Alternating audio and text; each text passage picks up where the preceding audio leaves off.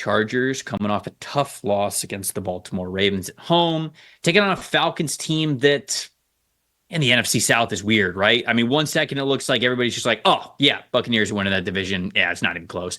And then the Falcons kind of take over and people are just like, oh, yeah, Falcons, driver's seat, not even close. And now we're like, now we don't exactly know. And I think the Falcons need to have a good game here against a team that's been more successful than I think a lot of people thought would be the case in Harbaugh's first year. But what's your matchup that matters here in this one?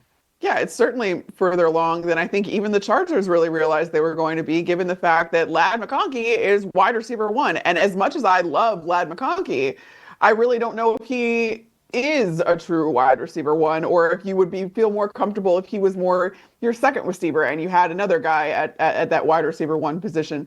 But regardless, that's who you have. That's who Justin Herbert, who likes to catch Justin Herbert's passes almost exclusively, apparently, because every other receiver seems to be letting Justin Herbert down. So Lad McConkey versus the Falcons corners. McConkey has an 80.8 PFF grade, which ranks 13th among wide receivers. 35 catches gaining a first down, that's 12th. So you're looking at like top 15 numbers here. And again, this is the guy that should probably be a wide receiver 2 at this point in his career. Not saying he can't get, his ceiling, he's reached his ceiling by any stretch of the imagination. But Falcons corners have been doing relatively well this season. Top 10 grades as far as PFF, 69.5, that ranks 9th. 69.6 coverage grade in particular, that ranks 9th as well. So in a kind of get right game for both of these teams, who's going to win out? And if you can stop Lad McConkey, I do think that, and especially we don't know what's going on with J.K. Dobbins quite yet, you could stop a really large part of this Chargers offense and keep them from scoring a ton of points. Now, their defense is going to hope to keep you from scoring a ton of points, which, kind of went out the window in the Har Bowl this last weekend. But I do think that Falcons corners, if you can shut down Lad, that's going to really go a long way in kind of limiting what the Chargers are able to do offensively. I just love saying the Har Bowl. I don't know why. It's somebody asked me if I'd rather say Harbaugh Bowl or Har Bowl, and I'm like, it's not even close. Yeah, it's obviously Har Bowl. You'd much rather say the Har Bowl. The Harbaugh Bowl is almost like too much of a tongue twister in there. Right, exactly. Try saying that 5 times fast. I can't. I barely even talk. I don't even know why I'm on the show. Matchup that matters to me. Chargers run defense versus the Falcons rushing attack. The Falcons want to run the football. They have the second highest rushing grade in the NFL, right behind the Baltimore Ravens. And when I say right behind, I mean like by 0.1 in terms of the grading system. Falcons have an elite 92.1 rushing grade this season as a team. 15th in EPA per rush, so not as high when it comes to the overall efficiency, but it's something that they like to do. They run block very well. It's a staple part of what they want to do on offense, especially with Bijan Robinson as the guy they're building that entire game plan around. It's always a good idea when you're getting the ball in his hands. The Chargers defense, the first half of the season was one of the highest graded defenses in the league and had the lowest points per game in the NFL. And I'm certainly not saying that they're fraudulent. Like that's the wrong term, but it was, they've sort of come down and they've sort of, gotten a little bit closer to the middle of this. Chargers in run defense specifically, especially coming off of a game where they really let the Ravens do what they wanted to do on the ground. Yeah. The Chargers are 13th in run defense grade at 69.5 this season. They're 12th in EPA per rush allowed. So better than right around the middle of the league. They're in the top half of the league, but it's not quite this top 5 run defense graded team that we thought they were even 4 or 5 weeks ago. So they're not like totally shut down, but it is a really nice test for them. It is a really nice opportunity for them to say, no.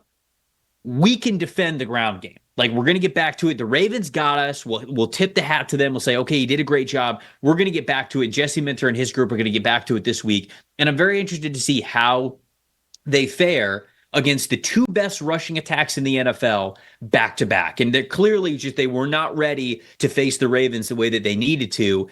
How do they go back to the drawing board and attack the Falcons or contain the Falcons rush game a little bit differently? So to me, that's the big time matchup that matters there. What the Falcons want to do on the ground versus how good are the Chargers at run defense really? I think we get a better look at this, because if it would be 2 bad rush defense weeks in a row, then I think we could safely say, like, all right, the early high run defense grades from them were a little overinflated against some teams that might just not be able to run the ball well. But if they bounce back in a good way, then we can go back to talking about this defense as like, all right, this is a defense that is very capable. They could be a top 10 defense in the NFL, and they could kind of ride that into the last month of the season and see what happens there when it comes to them making a playoff push.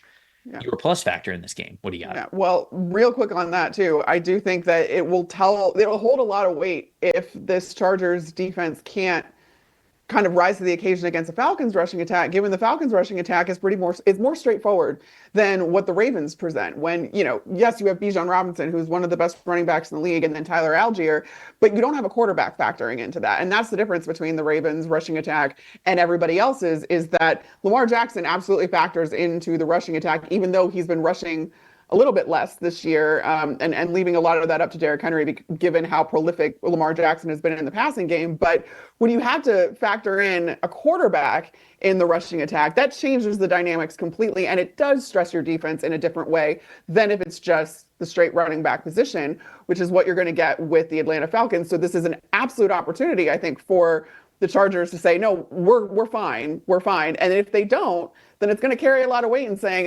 this defense maybe, like you said, not fraudulent, but maybe not as good overall as we probably gave them credit for initially. But my plus factor here, I think, is still going to be Justin Herbert, and whoever catches his footballs and his passes. But it's Justin Herbert specifically off play action. And I really wanted to highlight how good Justin Herbert has been in play action this season. 93.8 PFF grade. That ranks first in the league. His 9 big-time throws off play action ranks second. So this is the way that Justin Herbert wants to get this offense going. This is the way Jim Harbaugh wants to get this offense going. And again, I think it's going to be very important when you consider that J.K. Dobbins could very well miss this game. It's going to be all the more important to kind of, again, make this offense a little bit more vertical when you can't just run the damn ball. Yeah, I think the Chargers rush attack is a plus factor in this game because they're still working through, and I'm saying they're doing a bad job of it. I think that they are doing a good job of it, but continuing to understand the balance between running the football and passing the football when Justin Herbert is passing the ball as well as he is. Because remember, at the beginning of the season, Justin Herbert was, he was hurt. He was still nursing that leg injury. Right. And so, he didn't really have that mobility. He wasn't 100%. And they were running the football a lot. When you look at weeks 1 and weeks 2, they had 166 rushing yards, then over 200 rushing yards as a team in those 2 games. So we went, all right, here we go. This is what Harbaugh's identity is going to be. It's running the football and it's defense. And then Justin Herbert started playing like an MVP. And you go, okay, well, hold on here. We don't want to run the football that much because we don't want to take the ball out of Justin Herbert's hands. So the balance, what does it look like there? Because even though they've had lower rushing outputs over the last couple of weeks, week 10 and 11 specifically, week 12 against the Ravens, not a great EPA per play when it came to rushing the football. But week 10 and 11, so 2 out of the last 3 weeks, they've had 2 out of their last 3 highest EPA per rush games of the season. So they're figuring out how to be much more complementary with this rushing attack. Can that continue? That's a big time plus factor with me because some coaches just think it's a volume thing, right? Some coaches just think, all right, we got to get these guys a certain amount of carries, but it's trying to find that balance, especially when your quarterback is playing as well as Justin Herbert is. I actually think they're doing that at a pretty good rate, and it's a defense against the Falcons that they should be able to attack in that regard. Thanks for watching, everybody. Make sure you like and subscribe the video. And if you don't have a PFF Plus subscription, you can get one to see all the premium stats that we talked about here on the show, plus the expert betting and fantasy advice over at subscribe.pff.com. The description is also right below. So if you are not a PFF Plus subscriber, you can come one today.